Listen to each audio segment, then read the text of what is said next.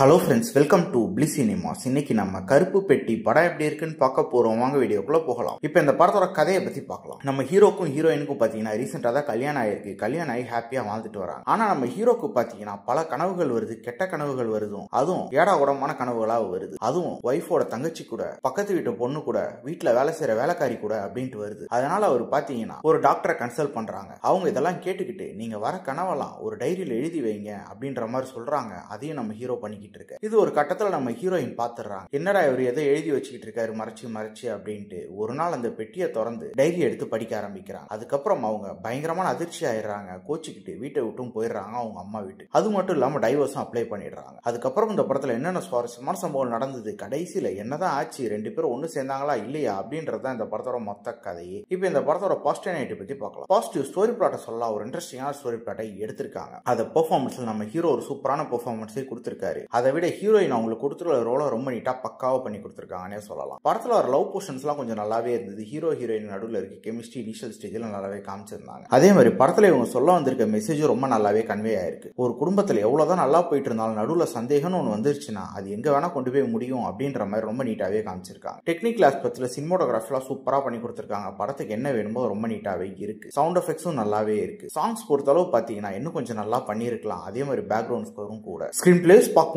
கொஞ்சம் ஓகேவா எழுதியிருந்தாலும் இன்னும் கொஞ்சம் எங்கேஜிங்கா எழுதியிருந்தாங்கன்னா இந்த படம் எல்லாருமே ரசிக்கிற ஒரு படமா இருந்திருக்கும். இப்போ இந்த படம் பாத்தீங்கன்னா ரொம்ப பிரெடிக்டபிளா லேகிங்காகவும் இருக்கதான் செய்யுது. ஓவராலா பாத்தீங்கன்னா இது ஒன் டைம் வாட்சபிள் படம் தான். வேணும்னா ட்ரை பண்ணி பாருங்க. படத்துல மைல்டான அடல்ட் கண்டென்ட் இருக்கு. ஸோ ஃபேமிலியோட பார்க்கலாமா நம்ம டிசைட் பண்ணிக்கோங்க. இன்னொரு வீடியோல சந்திக்கலாம்.